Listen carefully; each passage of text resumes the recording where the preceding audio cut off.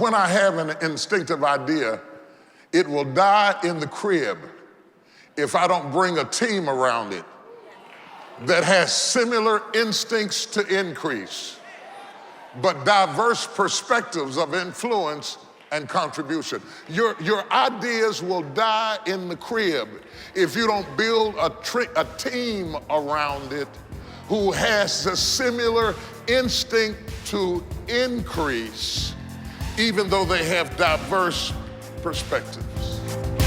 This is the potter's touch. Greetings, brothers and sisters, in the name of Jesus Christ, our King.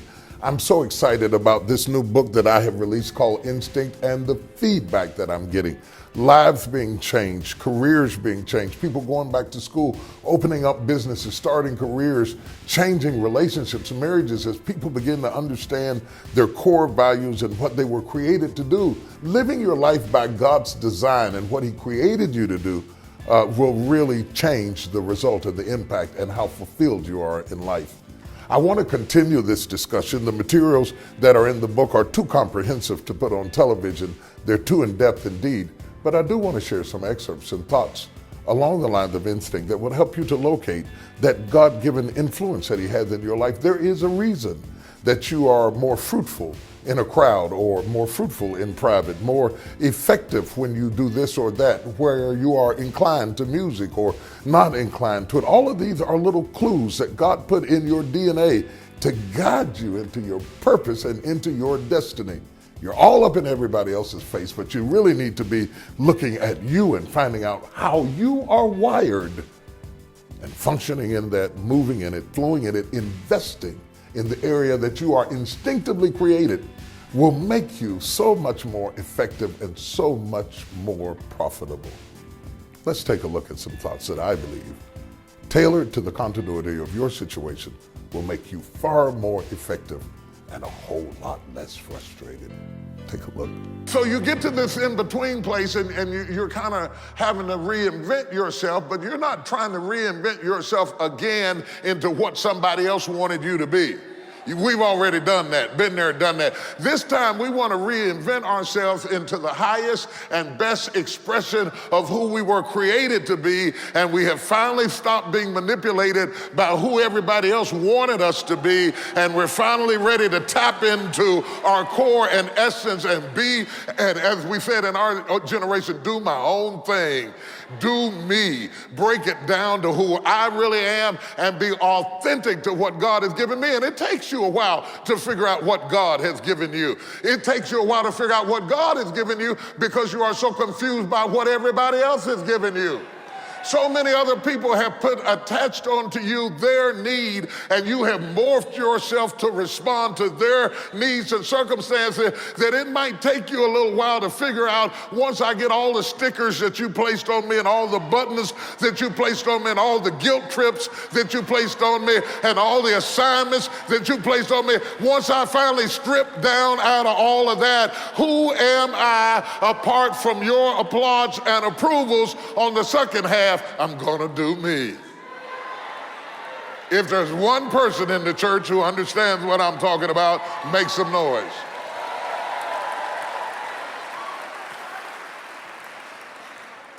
So what I'm trying to do then is to get a new dream, a new vision, a new fire, based on the experiences, good and bad, of my past, and based on my ability now to tap into my God and into myself. I'm trying to get a new dream for myself and to get that dream to come alive and to get the strength to birth again.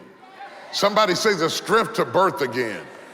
You need the strength to birth again. You need the strength to build again. You need the strength to surge forward again. You need the strength to go forward in such a way that you are no longer captive to the past. That's good, but you want that suck and surge so that you can benefit from all you went through in the first half of your life so that you can build again. Touch somebody and say, you can do it again.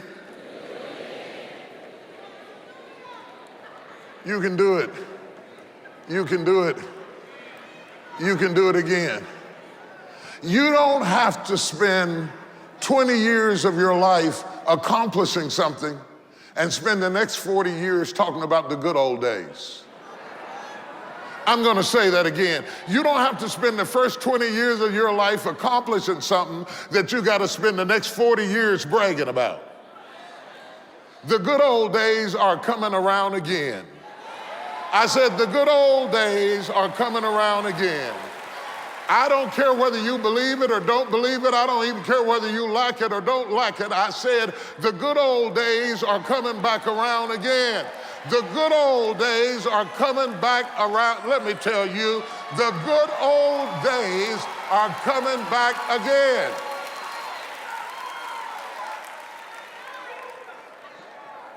The good old days are not behind you, they're in front of you. I want to rebuke that spirit. I'm teaching, but I got to go into my spiritual mode a minute, because I want to rebuke that old deaf spirit that's hanging over your head that makes you think your life is over, your good times are over, and you're just sitting in the waiting line waiting on a hearse to come get you. The devil is a lie. The good old days are in front of you.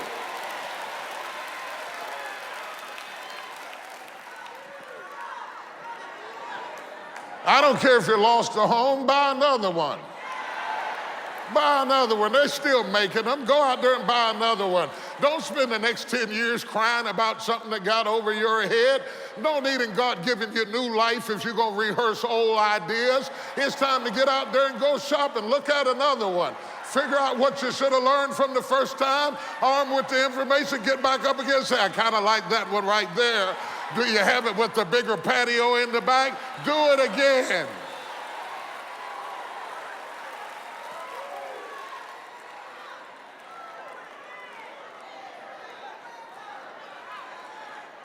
Do it again. Now somebody say, do it again. When I get ready to do it again, armed with the information that I have now, I'm more keen in my instincts. I'm sharper in my intuitions.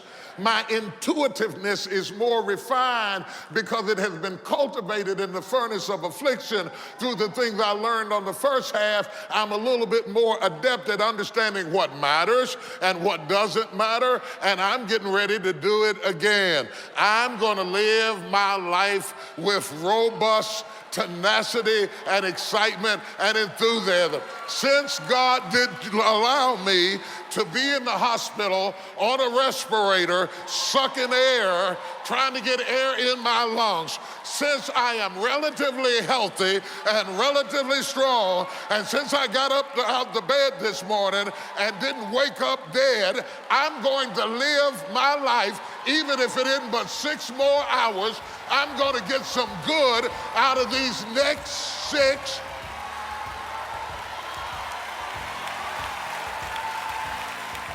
You can't be fruitful if you haven't found your seed. The teaching instinct is designed to get you to take an intrinsic look at you and how fearfully and marvelously made you are. And that you're not an accident, you're not a mistake. The only reason your life feels like a mistake is because you may have been misallocated, misplaced, misused, or abused, contorting yourself into something that you're not trying to fit in to a place that you were not designed to be. Instincts is my way, my word that I use to get you to look in at how God has wired you and celebrate that and invest in that and educate that and inform that so that you can be the highest and best expression of what God created you to be. So when I have an instinctive idea, it will die in the crib if I don't bring a team around it that has similar instincts to increase, but diverse perspectives of influence and contribution. Your ideas will die in the crib if you don't build a team around it who has a similar instinct to increase, even though they have diverse perspectives. Crib death. Crib death, because I had the wrong nannies. I had the wrong nannies. I had the wrong midwives. Surrounding myself with people who do not have the instincts to collaborate on your new surge of life. So what I'm saying to you is that when you have an instinct to do whatever it is you're going to do, you need to build a team around you who has similar instincts but different talents. Most people encircle themselves with a team of people who are just like them. All the preachers run together, all the doctors run together, all the lawyers run together, all the accountants run together. We all get together, but when you're gonna build, and I want you to write this down, a team for the task. A team for the task. You want to build a team for the task. Wherever your instincts are about to take you, you need some midwives around you to birth that new dimension of where you're going, who can contribute different talents to what you instinctively sense the second half of your life or the second half of your career or the second moment in your life needs to look like. You get the idea in your instincts and you protect the idea by the team you put around it. My whole book is based on animalistic behaviors and instincts that animals have and comparing them as well to instincts that humans have. And so in the process, I started looking at these seals and what the seals do. The mother bursts the eggs. And it's so amazing because this is funny to me. The mother bursts the eggs, but the male keeps them. The penguins, I think it is. Yeah, the penguins. And the male keeps the eggs. Okay, I saw that, I almost cut it off right then. I thought if men had to keep eggs, it would be a whole lot less children in the world.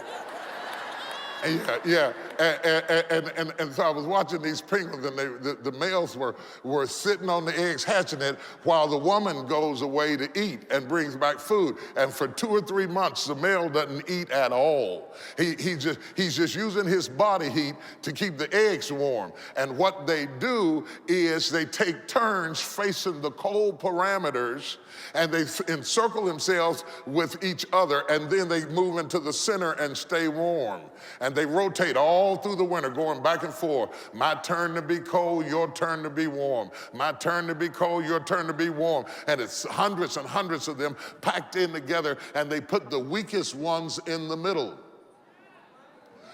Whenever you are trying to protect an idea, a concept, a dream, a business, an early relationship, whatever it is only protected if it is insulated. And the reason I'm teaching you a team for a task is that you insulate what your instincts have intuitively chosen by the team you put around you. They insulate what is about to happen next in your life. Still to come on The Potter's Touch. If you've got the instinct, if you've got the inclination, how do you expect somebody to value it enough, to invest in it enough, to get behind it enough if you won't expose what you got? And in order to expose what you got to believe in what he put down inside of you. I'm talking to somebody, it's in your house. Defeat is not an option, not on your watch. It's time to fight for the family. For every one of you who's wondering, do I have what it takes for this season in my life? Fight back. Let TD Jakes equip you to win the war for your house and build a legacy of faith. When you help us bless others with your gift of any size, we would like to give you I Dare You on CD. When you complete each other, you take advantage of the differences in your position. Come on, tell me when to turn, Okay. See, I don't have to see it if she sees it. I don't have to know it if she knows it. For your gift of $70 or more, we will give you the Fight for the Family series on DVD. But when your gift is $125 or more, also receive these unique faith-inspiring bookends and prayer cards. Just call or visit tdjakes.org today. Your eye may be black and your teeth may be busted, but you look the devil in his eye and you say, baby, I'm still here. The fight is on. The reason your ideas keep dying, it may not mean that they're not good. It may be that you've got the wrong midwives. When I think about midwives, I think about Moses. And when you think about Moses, you think about an interesting thing. There was a point that Moses had no name. He was just the baby. He was just a baby. He didn't have a name. If you think about it, you think about his life for a minute. Moses didn't have a name until another woman got him.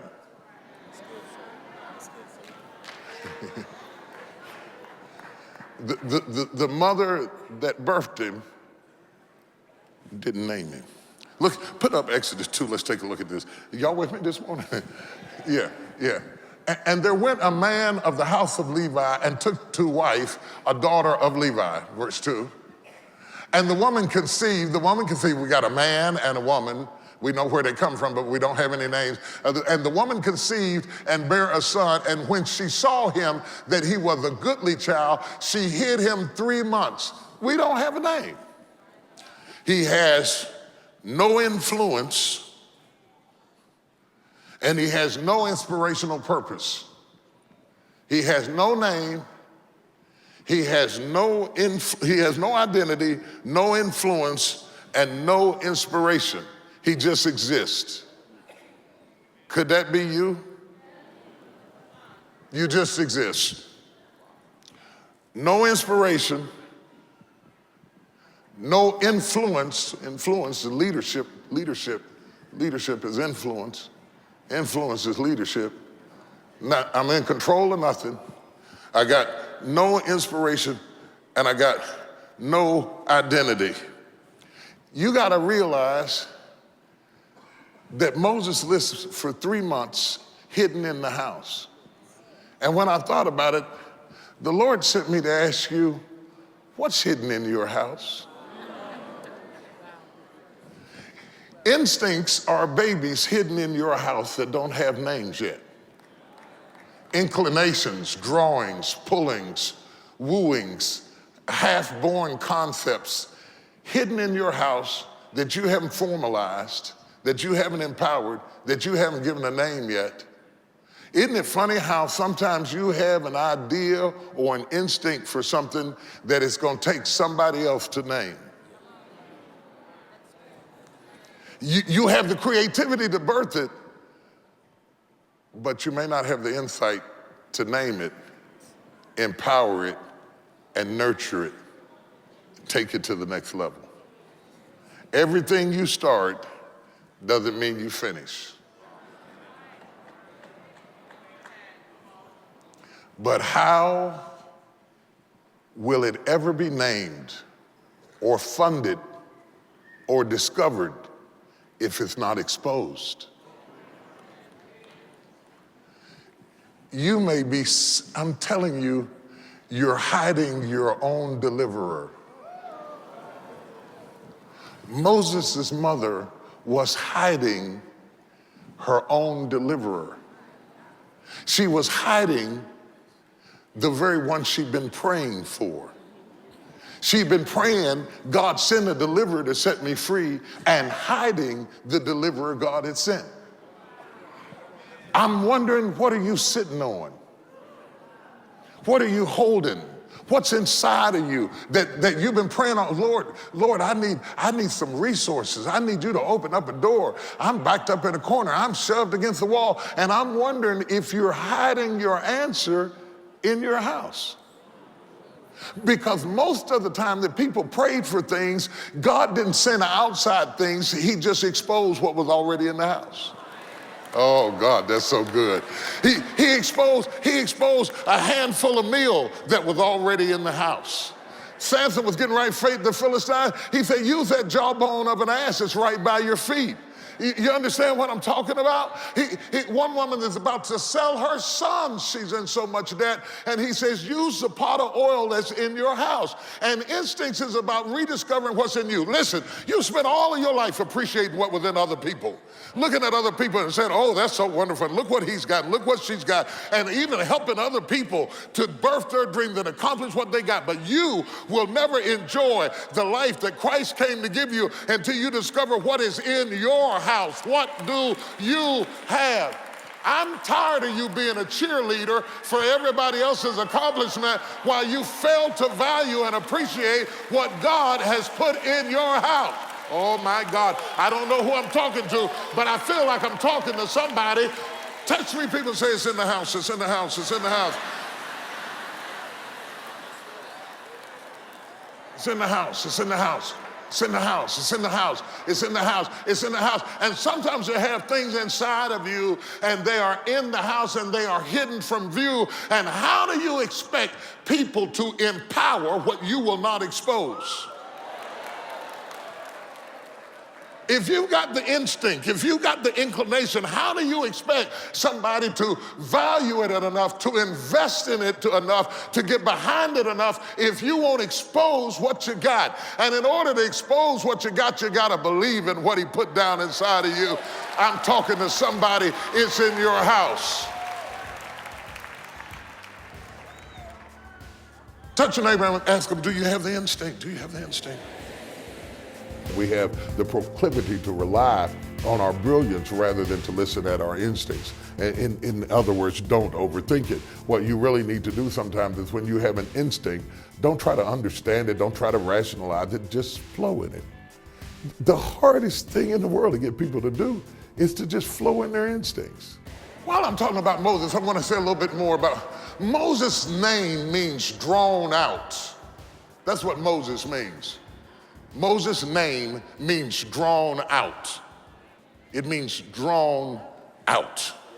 He didn't get his name until Pharaoh's daughter is bathing down at the riverbank and she looks in and sees the baby Moses floating in a little bamboo ark that was made to float him down the Nile, because when his mother got him out of the house, she put him in an ark and floated him down the river, and Pharaoh's daughter was bathing in the river and she looked out and saw the ark and said, bring the baby to me, and they drew him out of the water and said, I'll call his name Moses because he's drawn out. But I think it's such a play on terms, because Moses' name means drawn out, but he was drawn out of the womb and then drawn out of the water and then drawn out of the palace and then drawn out of the wilderness. And I began to realize that life is a series of being drawn out, being drawn out. Being drawn out. And I don't know if this makes any sense to you or not, but God said life is calling you out. Calling you out of hiding, calling you out of fear, and calling you out of insecurity, and calling you out of small-mindedness, and calling you out of your timidity, calling you out of your comfort zone, calling you out of the safe places you have built for your dysfunction. God said, I'm calling you out of those places because your destiny is never in your shelter. Woo! That's a good one right there. Your destiny is never in your shelter. A shelter is always for a season. Whether it's a shelter from the storm, or whether it's a shelter of a womb, or whether it's a shelter of a cocoon, it is only for a season until you can be drawn out into something bigger than what you were protected in the first day. Do you hear what I'm saying? Moses was protected in the womb until he was drawn out into something bigger, which was the house. He was protected in the house for 3 months, and then he was taken from the smaller thing into the bigger thing. He was drawn from the house into the river. Then he was drawn from the river into the palace. Y'all don't hear what I'm saying. He's drawn from the palace into the wilderness. And I'm telling you, in between every struggle, every torturous, barbaric, hideous thing you have ever been through, God is not trying to kill you. He's trying to draw out what he placed inside of you.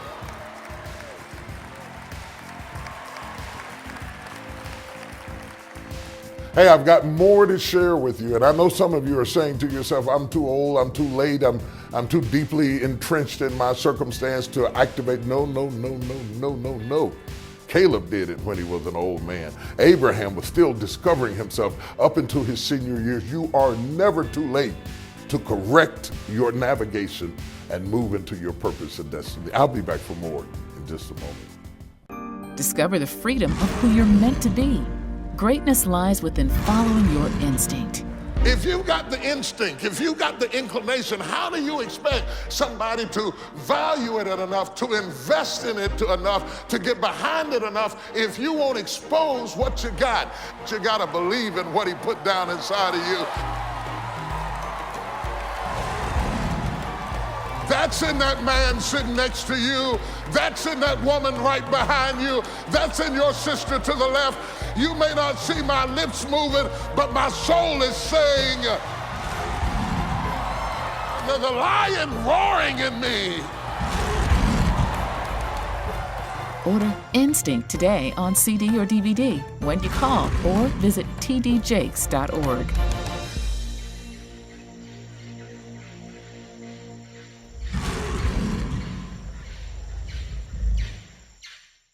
Defeat is not an option, not on your watch. It's time to fight for the For family. every one of you who's wondering, do I have what it takes for this season in my life? Fight back. Let TD Jakes equip you to win the war for your house and build a legacy of faith. When you help us bless others with your gift of any size, we would like to give you I Dare You on CD. When you complete each other, you take advantage of the differences in your position. Come on, tell me when to turn, tell me when to turn.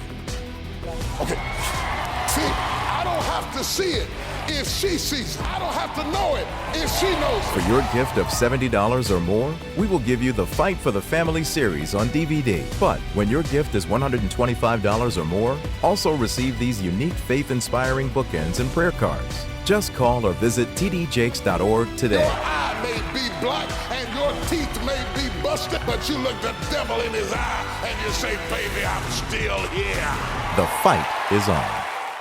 The year's most highly anticipated event is here. The wait is over. The Woman Thou Art Loose 2014. I just love being here. It's exciting. The speakers are awesome. The lineup is incredible. There's something you walk away with that you can't take from a DVD. Things are happening. Lives are changing. Being able to cut the cord of things that you've had in your past. This is the life-changing event of the year. And I'm so glad I did come here. Definitely a movement. Register today for Woman Thou Art Loose 2014. I'm out of time. I've got to stop there. It's been a real joy to have an opportunity to just share with you a very practical, pragmatic. I didn't do a lot of shouting and hooping and hollering. I want to think with you because life is precious. You can't just dance through it. You need a strategy and some structure in your life. If you would do that, you would not have to use church to anesthetize the failures of your life. You could use it to infuse you with power and invigorate you to live bodaciously and courageously your life, not imitating anybody else, but what did God put in you and how will you take that and mass produce it and give it back to us? You've got 12 baskets full left. Don't walk away from your miracle. Take care.